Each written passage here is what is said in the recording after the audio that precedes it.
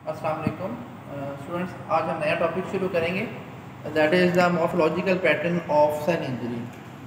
Important topic है।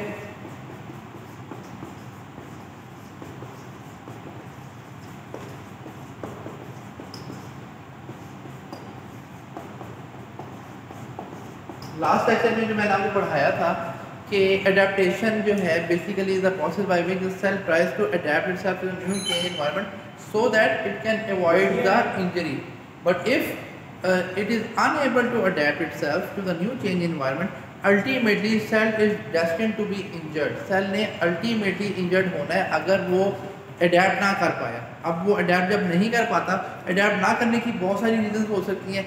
There is a chance कि वो सेल के अंदर अडेप्टिव कैपेसिटी नहीं है, एबिलिटी नहीं है। देयर इज़ ऑल्सो चांस कि वहाँ पे जो स्टिमुलस आया, जो चेंज इन्वायरमेंट आया, जो इंजरी की कॉज थी, दैट वाज वेरी सीवियर, ये वो बहुत ज़्यादा थी और cell was unable to adapt itself, क्योंकि वो बहुत ज़्यादा सीवियर इंजरी थी और इतनी ज़्यादा थी कि सेल उसको अडैप्ट कर ही नहीं सकता था।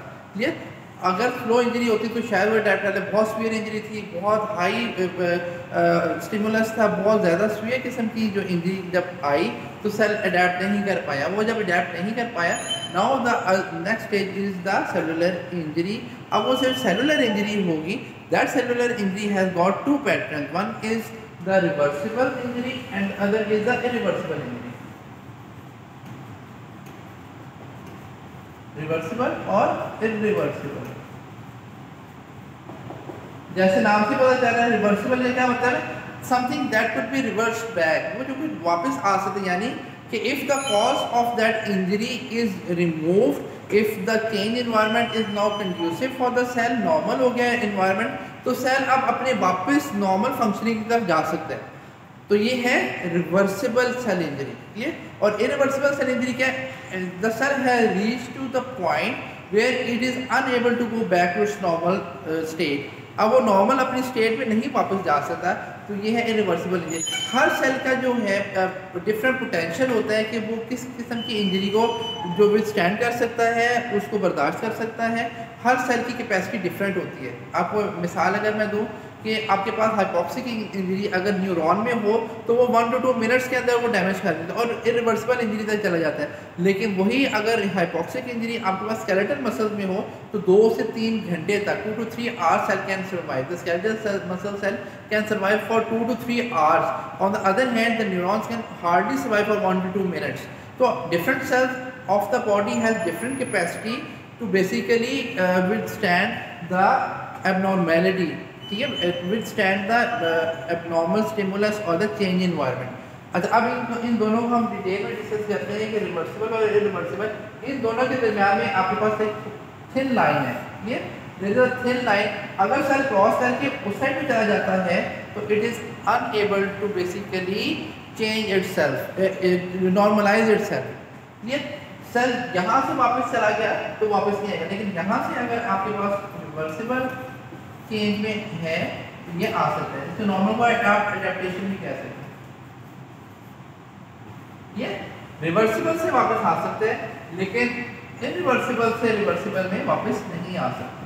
ये यहाँ से ये वापस नहीं आएगा, नॉर्मल की तरफ कभी नहीं जाएगा। अच्छा, अब हम फीचर्स को देखते हैं कि क्या क्या फीचर्स होते हैं रिवर्सिबल सेल इंजरी के, क्या फीचर्स होते हैं इरिवर्सिबल सेल इंजरी के, जिसके बाद हम कह देते हैं कि अब ये सेल जो है अपनी नॉर्मल कंडीशन में वापस नहीं जा सकता। तो पहले अगर हम रिवर्सिबल की बात करें तो रिवर्सिबल सेल इंजरी के अंदर जो है ऑब्वियसली सेल, आपको पता है कि सेल की एक सेल मेम्ब्रेन होती है, क्लियर। सेल मेम्ब्रेन के अंदर आपके पास पता है कि आपके पास साइटोप्लाज्म है, न्यूक्लियस है, दो इंपॉर्टेंट। फिर साइटोप्लाज्म के अंदर बहुत सारे ऑर्गेनेल्स हैं जिसके अंदर बहुत इंपॉर्टेंट माइटोकॉन्ड्रिया है। इसी तरीके से रफ एंडोप्लाज्मिक रेटिक्यूलम है, ये राइबोसोम्स हैं, क्लियर। ये सारी चीज़ें हैं जो सेलुलर फंक्शन परफॉर्म कर रही है। माइटोकॉन्ड्रिया एनर्जी प्रोवाइड कर रहा है, एटीपी के मॉलिक्यूल्स बना रहे हैं। इसी तरह से आपके पास जो राइबोसोम्स हैं उसके ऊपर जो आपके पास प्रोटीन की प्रोडक्शन हो रही है, क्लियर। और न्यूक्लियस सारे के सारी इंफॉर्मेशन रखता है और न्यूक्लियस के अंदर न्यूक्लिक मटीरियल है जो कि सेल को कंट्रोल कर रहा है, जो कि डायरेक्शन सेल को दे रहे हैं। अब जब कभी भी सेल की इंजरी होगी तो ऑब्वियसली कि सारी की सारी चीज़ें जो हैं वो इफेक्ट होंगी, क्लियर। अब वो जो इफेक्ट होंगी तो वो किस तरह से इफेक्ट होंगी। अगर हम सेल मेम्ब्रेन की बात करते हैं, बाहर सेल मेम्ब्रेन है, this is the cell membrane of the cell, तो जब रिवर्सिबल इंजरी को जब हम माइक्रोस्कोप के ऊपर डिटेल में स्टडी करते हैं, वो देखते हैं, तो उसके अंदर जो इंपॉर्टेंट फीचर जो सेल मेम्ब्रेन में नज़र आते हैं वो आपके पास जो है ब्लैबिंग नज़र आती है। ब्लैब होते हैं, इसमें थोड़े थोड़े से जो है सेल के ऊपर उभार नज़र आना शुरू होता है। This is called the cellular blebbing. Clear?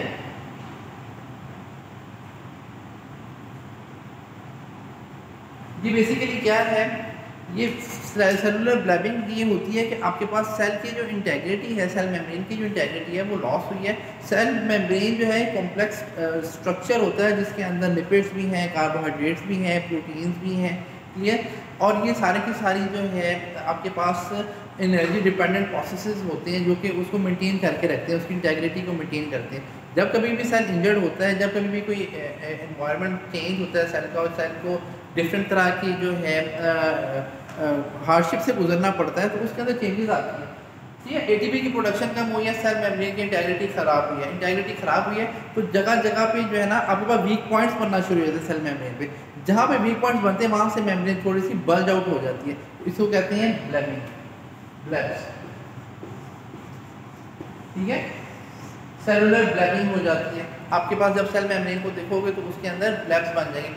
कुछ सेल्स के अंदर जो है लॉस ऑफ माइक्रोविलाई हो जाते हैं। कुछ सेल्स के ऊपर आपको पता है कि मुख्तलिफ सेल्स में बॉडी के अंदर जो है माइक्रोविलाई, जैसे आपके पास जो रेस्पिरेटरी ट्रैक्ट की जो एपिथेलियल लाइनिंग है, ठीक है, सीलिएटेड कलमनर एपिथेलियम है, तो जब अगर वहाँ पे रिवर्सिबल इंजरी होगी तो आपके पास जो सीलिया है वो लॉस हो जाएंगे। ठीक है? माइक्रोविलाई जो है उसके ऊपर वो लॉस हो जाएंगे। क्लियर? तो एक तो वो चीज़, अब अगर आप अंदर देखो तो माइटोकॉन्ड्रिया है। क्लियर? इसी तरीके से एंडोप्लाज्मिक रेटिकुलम और उसके ऊपर राइबोसोम लगेंगे। क्लियर? तो ये क्या होगा, एटीपी की प्रोडक्शन कम होने की वजह से ये जो है माइटोकॉन्ड्रिया, इसकी आपको स्वेलिंग मिलेगी। इसी तरीके से आपके पास ये जो राइबोसोम जो कि एंडोप्लाज्मिक रेटिकुलम के ऊपर लगे, ये डिसइंटीग्रेट हो जाएंगे इससे। ठीक है? ये अलग से हो जाएंगे, आपको ये अलग पड़े हुए मिलेंगे। इंस्टेंट के इसके ऊपर लगे होते हैं, ये अलग होंगे। ठीक है? इसी तरीके से आपके पास जो न्यूक्लियस है, न्यूक्लियस की मेम्ब्रेन की इंटेग्रिटी मेंटेन होगी, लेकिन यहाँ पे थोड़ा सा न्यूक्लियर क्रोमेटिन जो है वो रिवर्सिबली क्लम्प होगा। इरिवर्सिबल क्लम्पिंग तो अगली स्टेज में होती है। ये थोड़ा सा क्लम्प होगा, वो आप उसमें आपको इंक्रीज बेसोफिलिया मिलेगा और उसमें आपको क्लम्पिंग मिलेगी थोड़ा से न्यूक्लियस की। ठीक है? स्वेलिंग के लिए माइटोकॉन्ड्रिया की, यहाँ पे राइबोसोम जो है वो डिसइंटीग्रेट हो गए।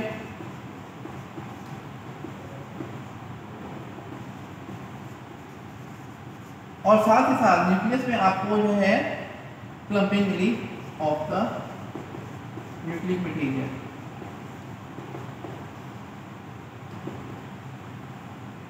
समटाइम्स यू ऑल्सो सी कि आपके पास ये जो मेम्ब्रेन में जो वीक एरियाज बने थे, थोड़ी थोड़ी मेम्ब्रेन के कुछ पार्ट्स जो हैं वो ब्रेक डाउन करती हैं। ठीक है? और वो आपके पास जो है साइटोप्लाज्म के अंदर से इस तरह से आपको वन लाइक स्ट्रक्चर मिलते हैं, इनको कहते हैं माइलिन फिगर्स।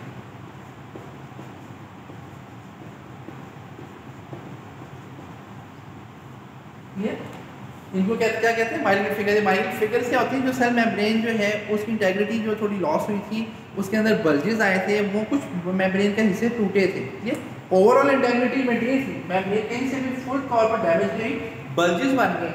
लेकिन जहाँ से ये बल्जेस बने थे वहाँ पे थोड़े बहुत जो है आपके पास lipid lipid component of the cell membrane वो सेपरेट हुआ और उससे वर्ड लाइक स्ट्रक्चर बना लिए और वो आपको साइटोप्लाज्म में बिखरे हुए नजर आते हैं। तो ये सारे के सारे फीचर्स जब आपको सेल में नज़र आते हैं तो यू से कि पेशेंट की अभी इंजरी जो है that is the reversible injury. अगर हम उस कॉज को रिमूव कर देंगे जो कॉज अल्टीमेटली ये सारे प्रॉब्लम कर रही थी, या उसको ठीक कर लेंगे, उसका कोई ट्रीटमेंट कर लेंगे, तो cell can go back to its normal condition. Clear? लेकिन अगर ये कंटिन्यू ऐसे ही रहता है और वो कंडीशन रिमूव नहीं होती और the cause is still there, then ultimately cell is unable to repair itself if it goes to the next stage। इस स्टेज तक cell can repair itself. जब अगर आपके पास एटीपी कम बन रहे थे, क्यों कम बन रहे थे, हाइपोक्सिक इंजरी थी या हाइपोक्सिया था, वहाँ पे ऑक्सीजन नहीं पहुँच रही थी, आपने वो ऑक्सीजन की डिलीवरी को मेंटेन कर दिया, नॉर्मलाइज कर दिया। मिसाल के तौर पे मायोकार्डियल इन्फाक्शन जब होता है किसी को, हार्ट अटैक जिसको हम आम लैंग्वेज में कहते हैं, तो कोई वेसल जो है जो हार्ट को ब्लड सप्लाई कर रही थी वो उसकी ब्लॉकेज होती है, ठीक है, वो ब्लॉकेज होती है। तो डॉक्टर्स कहते हैं कि अगर आप आधे घंटे के अंदर मरीज़ को ले आते तो हम पेशेंट को बचा लेते। तो अब आधे घंटे की वो बात क्यों कर रहे हैं, क्योंकि हाइपोक्सिक इंजरी तो शुरू हो गई थी, लेकिन कार्डिक मसल जो है आमतौर पे 1 आवर तक, 30 मिनट्स टू 1 आवर तक वो जो है रिवर्सिबल इंजरी तक में रहते हैं। अगर 1 आवर से आगे गुजर जाएगा तो वो फिर क्या होगा, वो इरिवर्सिबल इंजरी में चले जाएंगे, और जब वो इरिवर्सिबल इंजरी में चले जाएंगे तो वो सारे के सारे मसल्स जो हैं, कार्डिक मसल सेल्स, वो हो जाएंगे इरिवर्सिबली डैमेज और वो उनकी डेथ हो जाएगी। इस वजह से कहते हैं कि आपने रिवर्सिबल इंजरी के दौरान में अगर कॉज को रिमूव कर दिया, उसको ट्रीट कर लिया, cell go back towards normal condition, लेकिन नहीं किया अल्टीमेटली क्या होगा कि सेल की डेथ हो जाएगी। अच्छा, ये तो होगी आपके पास सेलुलर रिवर्सिबल इंजरी। एक और चीज़ इसमें इंपॉर्टेंट है कि आपको सेल भी ओवरऑल स्वेल्ड मिलते हैं, सेल की ओवरऑल स्वेलिंग भी मिलती है। जैसे ये सेल का साइज इतना है, तो अगर नॉर्मल साइज जो है इतना था तो ये रिवर्सिबल इंजरी के अंदर ये साइज में बड़ा हो जाएगा। वो क्यों बड़ा होता है, बेसिकली जब एटीपी कम बनते हैं तो सोडियम पोटेशियम पंप जो कि सेल मेम्ब्रेन के अंदर मौजूद होता है, जो कि बेसिकली ऑस्मोलैरिटी को मेंटेन रखता है इनसाइड ऑफ द सेल, और and that is basically same osmolarity with the outside of the cell. तो इन्वायरमेंट के जो है बेसिकली सेम ऑस्मोलैरिटी रहती है, जिसकी वजह से आपके पास बहुत ज़्यादा जो है इनवर्ड फ्लूइड की मूवमेंट नहीं होती, ऑस्मोसिस जिसे हम कहते हैं। लेकिन अगर आपके पास सॉल्यूट्स जो हैं वो ज़्यादा अंदर रहना शुरू हो गए, बाहर नहीं जा रहा पोटेशियम, वो basically sodium potassium pump maintain रखता है आपके पास सोडियम और पोटेशियम के लेवल को, उसकी वजह से आपके पास मेंटेन रहती है सेल मेम्ब्रेन, सेल की साइटोप्लाज्म की जो ऑस्मोलैरिटी। अगर वो बढ़ जाएगी, सॉल्यूट अंदर ज़्यादा इकट्ठा होना शुरू हो जाएंगे, तो क्या होगी कि यहाँ पे ऑस्मोलैरिटी बढ़ गई तो ये फ्लूइड को ज़्यादा इनवर्ड जो है वो ऑस्मोसिस के थ्रू से, क्योंकि परमेबल मेम्ब्रेन है, ठीक है, तो वो अंदर पानी आना शुरू हो जाएगा। जब वाटर अंदर को आएगा तो सेल क्या होगा, वो स्वेल करना शुरू कर देगा। तो एक सेलुलर स्वेलिंग ओवरऑल आपको नजर आती है, बाकी आपको माइटोकॉन्ड्रिया के अंदर की स्वेलिंग नजर आती है, राइबोसोम जो है वो डिसइंटीग्रेट हो जाती हैं, माइलिन फिगर नजर आती हैं, आपके पास मेम्ब्रेन में ब्लैब्स नजर आती हैं। लेकिन ये स्टेज अभी रिवर्सिबल है। ये स्टेज से अगली स्टेज जो आएगी that is the irreversible stage. अब क्या होता है इरिवर्सिबल स्टेज के अंदर, इरिवर्सिबल स्टेज के अंदर आपके पास जो है जो फीचर्स आते हैं कि अब ये बढ़ता चला जा रहा है काम, ये रुका नहीं है, तो क्या होगा कि यही मेम्ब्रेन जिसमें ब्लब्स बने थे, ये ब्लब्स भी जो है क्योंकि ये वीक एरिया से, वीक पॉइंट से, और वो इंजरी की कॉज रिमूव नहीं हो रही, तो ये ब्लब्स जो है ना ये भी टूट जाएंगे। ये वीकेड एरिया से थोड़ी देर तक ये बर्दाश्त करते हैं, नहीं रिमूव हुआ तो ये भी ब्लब्स भी रिमूव हो जाएंगे। जब ब्लब्स रिमूव हो गए, ब्लब्स टूट गए, अब ये सेल मेम्ब्रेन बेसिकली एक कवरिंग थी, सेल को इंटेग्रिटी दे रही थी, एक अलग से ऑर्गेनेल्स को मेंटेन करके रखा हुआ था उसने, अब वो ओपन हो गया। अंदर का साइटोप्लाज्म और बाहर का एनवायरनमेंट, अब उनमें कोई पर्दा नहीं रह गया, उनमें कोई एक किस्म की दीवार नहीं रहेगी। तो अब क्या होगा कि अब बाहर की चीज़ें अंदर आ रही हैं, अंदर की चीज़ें बाहर आ रही हैं। तो ये स्टेज है कि जब सेल मेम्ब्रेन जो है वो टूट जाएगी, जब डिसइंटीग्रेट हो जाएगी, जब वो जो टूट जाएगी, तो पहला पॉइंट है कि जब आप कहोगे कि सेल जो है इरिवर्सिबली डैमेज हो गया। ये अब इरिवर्सिबली डैमेज हो गया, तो अब उसके बाद अगली स्टेज क्या होगी कि आपके पास ऑर्गेनेल्स जो हैं वो बाहर निकलना शुरू हो जाएंगे। ऑब्वियसली जब सेल में ब्रेन ही नहीं रही तो ये ऑर्गेनेल्स बाहर निकलना शुरू हो जाएंगे, और बाहर का जो कैल्शियम है, कैल्शियम, ठीक है, वो इनवर्ट सेल की तरफ मूव करना शुरू कर देगा। ठीक है, वो कैल्शियम जो है वो अंदर आ रहा है, ऑर्गेनेल्स बाहर जा रहे हैं। ठीक है, अब वो जब कैल्शियम अंदर जाना शुरू कर देगा, ये माइलिन फिगर्स जो है, इसमें मैंने आपको बताया था कि इंपॉर्टेंट जो है ना, इसके अंदर लिपिड कंपोनेंट जो है ना वो रिमूव होकर निकलता है। सर मैंने कहा जो लिपिड कंपोनेंट है, तो जाके कैल्शियम जाके लिपिड के साथ मिलेगा तो उसे कोनिफिकेशन कर देगा, तो वो बेसिकली कैल्शियम सॉल्ट्स बनाना शुरू कर देगा वहाँ पे, और कैल्शियम सॉल्ट जो है वो सेल के अंदर डिपॉजिट होना शुरू करेंगे। ठीक है, आपके पास डिपॉजिट होना शुरू हो जाएंगे। अब बाकी आप जब डिटेल इसको स्टडी करोगे, इसी तरीके से ये जो ऑर्गेनेल्स की जो मेम्ब्रेन्स हैं ये भी रप्चर होना शुरू हो जाएंगी। जब ये रप्चर होंगी, इसके अंदर आपको, इसमें भी कैल्शियम जब डिपॉजिट होगा उसके अंदर भी आपको डिफरेंट टाइप की ओपेसिटीज़ मिलना शुरू हो जाएंगी। क्लियर। इसी तरीके से आपके पास जो है लाइसोसाइम्स एक ऑर्गेनेल्स होते हैं लाइसोसाइम्स, जिसके अंदर मुख्तलिफ तरह के एंजाइम्स होते हैं, जो कि लाइसोसाइम्स जो आपके पास वैक्यूल भी कहते हैं और लाइसोसाइम्स भी कहते हैं। इनके अंदर एंजाइम्स होते हैं जो कि सेलुलर मेटाबॉलिज्म के अंदर बहुत इंपॉर्टेंट रोल प्ले करते हैं। ठीक है। उनकी मेम्ब्रेन भी डैमेज होगी। जब उनकी मेम्ब्रेन डैमेज होगी तो अब ये एंजाइम्स जो हैं वो रिलीज होंगे। अब ये जब रिलीज होंगे तो ये सारे के सारे बाकी सेल के स्ट्रक्चर्स को भी अटैक कर देंगे। इनके अंदर डिफरेंट तरह के एंजाइम्स होते हैं जो कि मेटाबॉलिज्म में हेल्प करें। अब ये लाइसोसाइम्स जो हैं वो रिलीज होके वो भी करेंगे। और साथ ही साथ जब आपके पास इस तरह की इंजरी आएगी तो बॉडी का एक अपना एक डिफेंस मैकेनिज्म है जिसमें बहुत इंपॉर्टेंट WBCs है, न्यूट्रोफिल्स हैं, वो इस जगह पे पहुंचना शुरू हो जाएंगे। ठीक है। वो इस जगह पे पहुंचना शुरू हो जाएंगे और उस कॉज को जो है टैकल करने की कोशिश करेंगे कि ये क्या प्रॉब्लम आ गई कि सेल जो है ना इस हद तक पहुँच गया। तो न्यूट्रोफिल्स आएंगे, वो यहाँ पर जब पहुँचेंगे तो वो भी अपने ग्रैन्यूल्स रिलीज़ करेंगे। तो अपने ग्रैन्यूल्स भी रिलीज़ हो रहे हैं, अपने एंजाइम हाइड्रोलाइटिक एंजाइम भी रिलीज़ हो रहे हैं और बाहर न्यूट्रोफिल्स भी पहुंच गए हैं वहाँ पे इसको हेल्प करने के लिए कि वो कॉज को रिमूव करे। वो समझ रहे बैक्टीरिया आ गया है, कोई इंजरी होगी, मैं इसको ख़त्म करता हूँ। ठीक है। तो वो आएगा, वो भी अपने एंजाइम रिलीज़ करेगा, लाइसोसाइम भी अपने एंजाइम रिलीज़ करेंगे। तो ये एंजाइम्स क्या करेंगे, सेल मेम्ब्रेन पे भी अटैक करेंगे, डिफरेंट ऑर्गेनल्स पे भी अटैक करेंगे और साथ ही साथ न्यूक्लियस पे भी अटैक करेंगे। ठीक है। जो बहुत इंपॉर्टेंट एंजाइम है एंडोन्यूक्लियेसेस। एंडोन्यूक्लियेसेस जब रिलीज होंगे तो वो सारे के सारे एंडोन्यूक्लियेसेस क्या करेंगे, आपके पास न्यूक्लियस को अटैक कर देंगे। ठीक है। और जब वो न्यूक्लियस को अटैक करना ये आखिरी स्टेज होगी। ठीक है। ये आखिरी स्टेज होगी सेल के डेथ की। उसके बाद हम क्या देंगे, cell is now died, cell की डेथ हो चुकी है। उसके अंदर क्या होता है बेसिकली, ये तो आपको मैंने बता दी कि साइटोप्लाज्म में और सेल मेम्ब्रेन में क्या क्या प्रॉब्लम्स आई थी। जो न्यूक्लियस है इसकी में प्रॉब्लम्स आती हैं वो 3 तरह की होती हैं। ये इंपॉर्टेंट है, ये आपके पास एग्जाम के अंदर भी क्वेश्चन आते हैं। पिग्नोसिस,